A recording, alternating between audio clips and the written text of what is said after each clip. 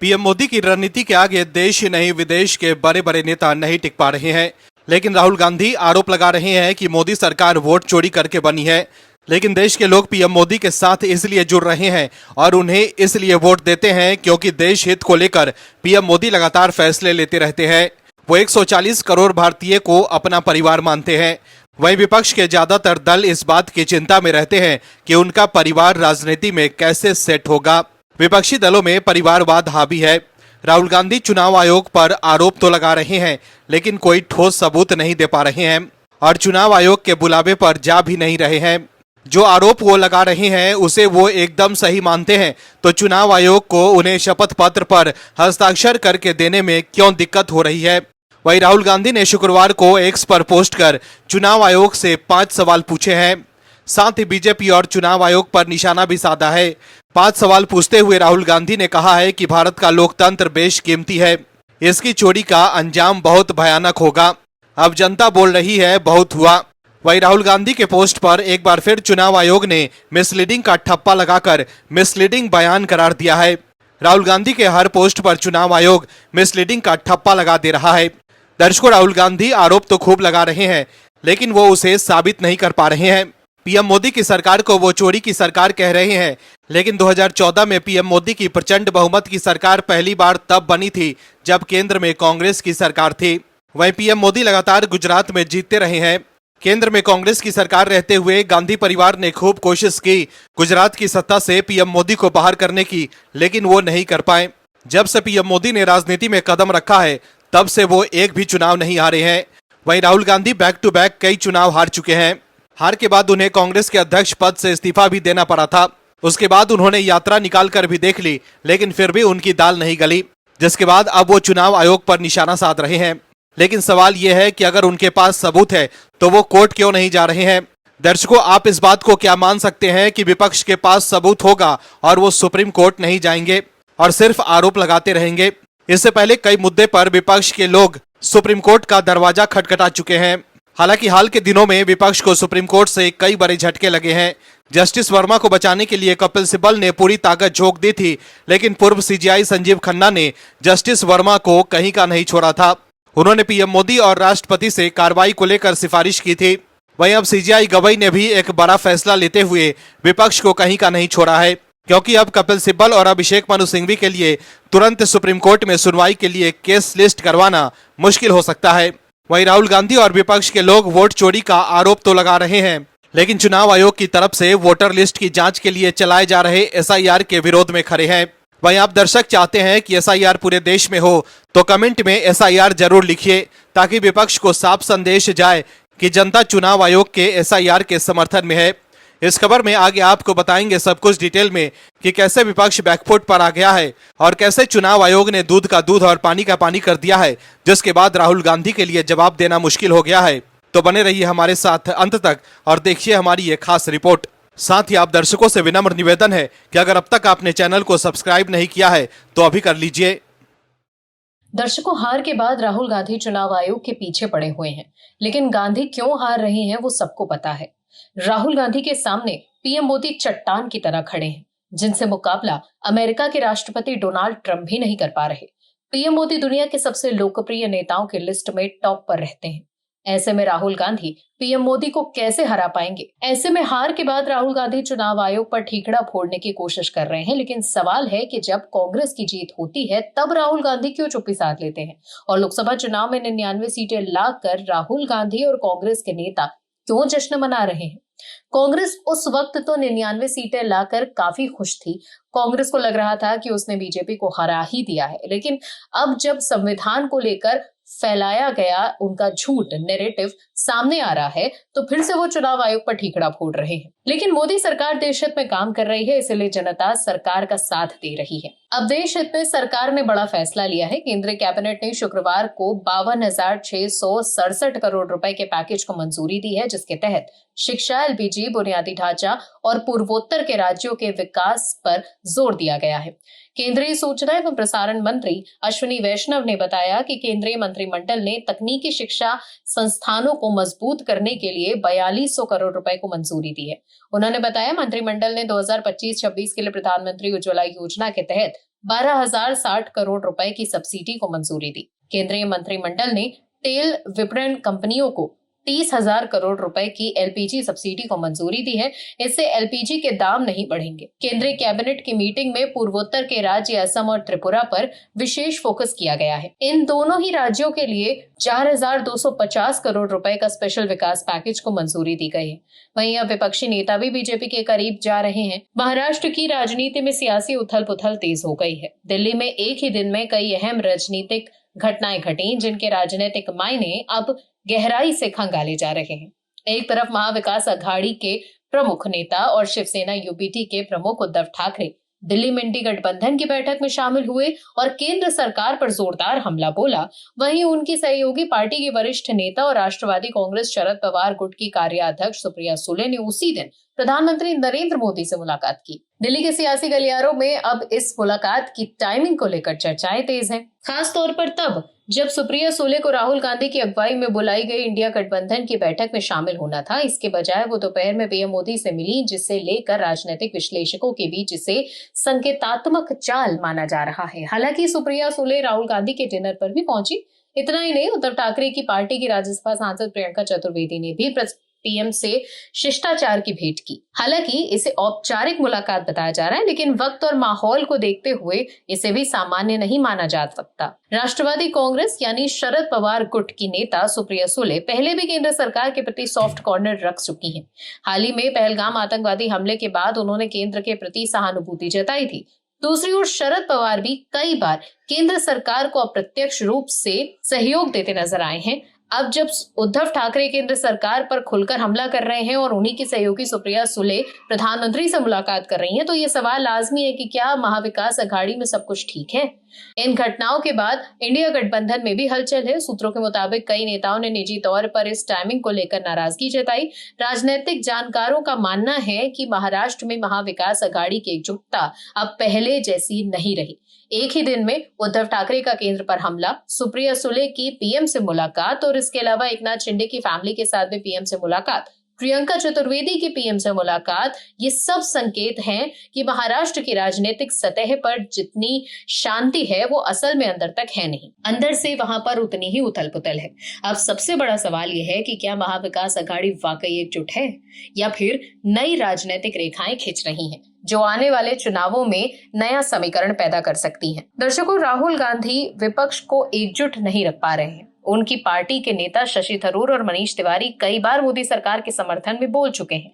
ऐसे में चुनाव आयोग पर सवाल उठाने से पहले उन्हें अपनी पार्टी और विपक्ष को एकजुट रखने की कोशिश करनी चाहिए। वहीं जब वोटर लिस्ट में गड़बड़ी का आरोप तो राहुल गांधी लगा रहे हैं, लेकिन एसआईआर का विरोध क्यों कर रहे हैं? एसआईआर इसीलिए तो है ताकि चुनाव आयोग उन वोटर लिस्टों में गड़बड़ी को ठीक कर सके। फिलहाल राहुल गांधी क्या कर रहे हैं ये तो वही जाने, और इससे क्या होगा ये तो आने वाला वक्त ही बताएगा।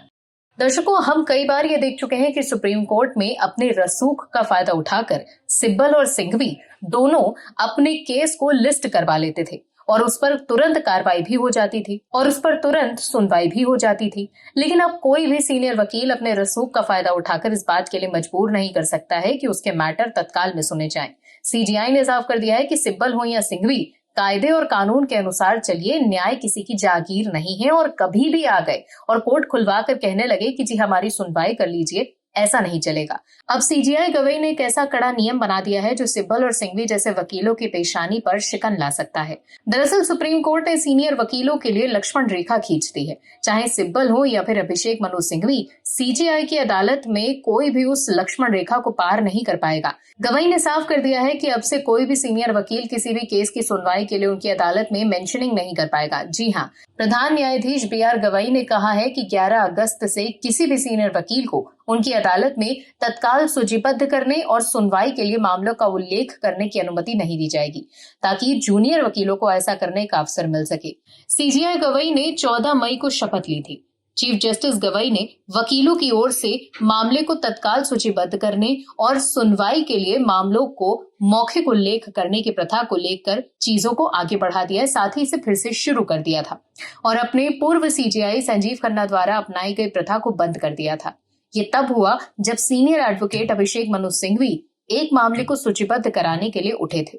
पूर्व सीजीआई खन्ना ने वकीलों की ओर से मामलों को तत्काल सूचीबद्ध करने और सुनवाई के लिए मौखिक प्रस्तुतियों की प्रथा को बंद कर दिया गया था और उन्हें ईमेल या लिखित पत्र भेजने के लिए कहा था। इस पर सीजीआई गवई ने कहा कि इस बात की बहुत मांग है कि सीनियर अधिवक्ताओं द्वारा किसी भी मामले का उल्लेख न किया जाए। उन्होंने अदालत के कर्मियों से एक नोटिस जारी करने को कहा है कि सोमवार से किसी भी सीनियर वकील को उनकी अदालत में मामले को तत्काल सूचीबद्ध करने और सुनवाई के लिए मामलों का उल्लेख करने की अनुमति नहीं दी जाएगी। चुनाव आयोग के सूत्रों ने कहा है कि अगर राहुल गांधी अपने विश्लेषण पर विश्वास करते हैं और मानते हैं कि चुनाव आयोग पर उनके आरोप सही है, तो उन्हें शपथ पत्र पर हस्ताक्षर करने में कोई दिक्कत नहीं होनी चाहिए। चुनाव आयोग के सूत्र ने कहा है कि अगर राहुल गांधी शपथ पत्र पर हस्ताक्षर नहीं करते हैं तो इसका मतलब होगा कि उन्हें अपने विश्लेषण, उनके निष्कर्षों और बेतुके आरोपों पर विश्वास नहीं है। ऐसी स्थिति में उन्हें देश से माफी मांगनी चाहिए।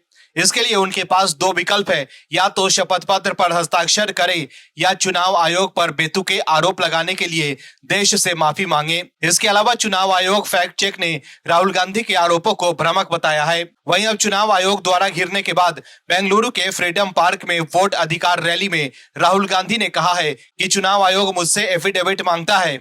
मैंने संसद के भीतर संविधान पर हाथ रखकर शपथ ली है। अब जब हिंदुस्तान की जनता हमारे डेटा को लेकर आयोग से सवाल पूछ रहा है तो इलेक्शन आयोग ने अपनी वेबसाइट बंद कर दी है। आयोग ने राजस्थान और बिहार में अपनी वेबसाइट बंद कर दी है क्योंकि वे जानते हैं कि अगर हिंदुस्तान की जनता ने इसी डेटा को लेकर सवाल पूछना शुरू कर दिया तो उनकी पोल खुल जाएगी। वहीं राहुल गांधी की बहन और केरल की वायनाड सीट से सांसद प्रियंका गांधी वाड्रा ने कहा है कि याचिका के अनुसार 30 दिनों के भीतर हलफनामा प्रस्तुत किया जा सकता है, लेकिन कोई कार्रवाई नहीं की जाएगी। वे हलफनामा क्यों मांग रहे हैं? अगर कोई जानबूझकर गलती हुई है तो आपको इसकी जांच करनी चाहिए। आप हमें मतदाता सूची क्यों नहीं दे रहे हैं? आप जांच क्यों नहीं कर रहे हैं? उसके बजाय आप कह रहे हैं कि हलफनामा साइन करके दो। इससे बड़ी कोई शपथ है जो हमने सदन में ले रखी है। वहीं राहुल गांधी ने यह भी कहा है कि उनका वचन ही हलफनामा है। हालांकि इससे पहले हम सब चीन के मामले में देख चुके हैं कि कैसे राहुल गांधी आरोप लगा रहे थे कि चीन ने भारत की जमीन पर कब्जा कर ली है, लेकिन जब मामला सुप्रीम कोर्ट पहुंचा तब राहुल गांधी ने कहा कि प्रेस में छपी बातों को लेकर वो आरोप लगा रहे थे। ऐसे में अब सवाल है कि कांग्रेस को हलफनामा साइन करने में दिक्कत क्या है। वहीं राहुल गांधी ने जिस आदित्य श्रीवास्तव का जिक्र करते हुए 4 जगहों पर वोट होने का दावा किया था, उसने इंडिया टीवी से बात की है। आदित्य ने बताया है कि वो लखनऊ के रहने वाले हैं और 2016 में मुंबई में रहते थे। इसी दौरान मुंबई में वोटर बने और 2019 के लोकसभा चुनाव में वोटिंग की। वहीं 2021 के बाद आदित्य मुंबई से बेंगलुरु शिफ्ट हो गए, जिसके बाद उन्होंने अपने वोटर कार्ड को वहां शिफ्ट करवा लिया। वहीं सबसे बड़ी बात यह है कि आदित्य ने खुद ही चुनाव आयोग की वेबसाइट पर अपनी डिटेल अपलोड की थी। अब आदित्य ने कहा है कि राहुल गांधी को उनकी पर्सनल डिटेल शेयर नहीं करनी चाहिए थी। दर्शकों, आदित्य जो पहले मुंबई में रहते थे वो अब बेंगलुरु शिफ्ट हो गए, जिसके बाद उन्होंने अपने वोटर कार्ड को बेंगलुरु शिफ्ट करवाया।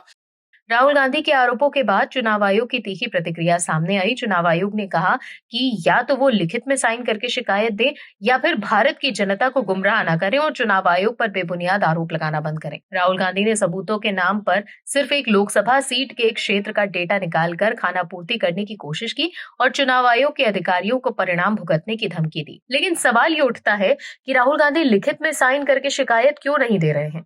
कर्नाटक के चीफ इलेक्टोरल ऑफिसर ने इस मामले में राहुल गांधी को एक चिट्ठी लिखी है और उनसे कहा है कि उन्होंने जिस वोटर्स के नाम, पते और पहचान को लेकर गड़बड़ी के आरोप लगाए हैं उसका प्रमाण शपथ पत्र के साथ दें। अगर वाकई राहुल गांधी के पास सबूत हैं तो वो शपथ पत्र के साथ शिकायत क्यों नहीं दे रहे हैं। वहीं राहुल गांधी आज अपनी प्रेस कॉन्फ्रेंस में जब डुप्लीकेट वोटर्स की बात कर रहे थे तो उन्होंने यूपी के 2 वोटर्स आदित्य श्रीवास्तव और विशाल सिंह का जिक्र किया। गांधी ने दावा किया कि आदित्य श्रीवास्तव का नाम 4 जगहों की वोटर लिस्ट में है, जिसमें से एक जगह लखनऊ की ही है। इसके अलावा विशाल सिंह का नाम कर्नाटक के अलावा यूपी के वाराणसी में भी दर्ज है। लेकिन राहुल गांधी के प्रेस कॉन्फ्रेंस के बाद यूपी के चीफ इलेक्टोरल ऑफिसर ने इन दावों को रिजेक्ट कर दिया। यूपी के सीईओ ने कहा कि ना ही आदित्य श्रीवास्तव का नाम लखनऊ की वोटर लिस्ट में है और ना ही विशाल सिंह का नाम वाराणसी की वोटर लिस्ट में है। राहुल गांधी का दावा गलत है। वहीं महाराष्ट्र के मुख्य निर्वाचन कार्यालय ने कांग्रेस सांसद राहुल गांधी को पत्र लिखकर मतदाता पंजीकरण नियम 1960 के नियम 20(3)(b) के तहत संबंधित मतदाताओं के नाम सहित हस्ताक्षरित घोषणा और शपथ का अनुरोध किया है ताकि आवश्यक कार्यवाही शुरू की जा सके। वहीं चुनाव आयोग ने राहुल गांधी के दावों को मिसलीडिंग भी बताया। दर्शकों, राहुल गांधी आरोप तो लगा देते हैं लेकिन कोई सबूत नहीं दे पाते हैं और बाद में सुप्रीम कोर्ट में पलट भी जाते हैं। इससे पहले भी राहुल गांधी सुप्रीम कोर्ट में एक्सपोज हो चुके हैं। गांधी ने चीन को लेकर भी आरोप लगाना था कि चीन ने भारत की जमीन पर कब्जा कर लिया है, लेकिन जब मामला सुप्रीम कोर्ट में गया तो राहुल गांधी पलट गए। हाल ही में राहुल गांधी के वकील सिंघवी ने सुप्रीम कोर्ट में कहा था कि वो विपक्ष के नेता हैं, तो प्रेस में छपी बातों के आधार पर आरोप लगाए थे। लेकिन सुप्रीम कोर्ट ने कड़ी फटकार लगाते हुए कहा कि आप सच्चे भारतीय होते तो ऐसा नहीं करते। वहीं अब चुनाव आयोग पर राहुल गांधी सिर्फ आरोप लगा रहे हैं, लेकिन चुनाव आयोग चुनौती दे रहा है कि आकर शिकायत दीजिए। तब राहुल गांधी ये कह रहे हैं कि मैं लोगों से जो कहता हूं वही मेरा वचन है, इसे शपथ के रूप में लिया जाना चाहिए। राहुल गांधी ने कहा कि मैं एक राजनेता हूं, मैं लोगों से जो कहता हूं वो मेरा वचन है, मैं इसे सार्वजनिक रूप से सभी से कह रहा हूं, इसे शपथ के रूप में लें। ये उनका डाटा है और हम उनका डाटा दिखा रहे हैं। ये हमारा डाटा नहीं है, ये चुनाव आयोग का डेटा है। दर्शकों, राहुल गांधी ने कहा कि ये चुनाव आयोग का डेटा है, हम वही दिखा रहे हैं, ये हमारा डाटा नहीं है। ऐसे में सुप्रीम कोर्ट में घिरने के बाद राहुल गांधी कहेंगे कि ये तो चुनाव आयोग का डाटा है, हम वही दिखा रहे हैं। जैसे चीन के मामले पर पलटी मारते हुए राहुल गांधी के वकील ने कहा था कि प्रेस में छपी बातों को लेकर वो बयान दे रहे थे, वैसे ही इस मामले को लेकर भी वो वही कर सकते हैं। Bureau report OMH news. आप दर्शकों से विनम्र निवेदन है कि चैनल को सब्सक्राइब जरूर करें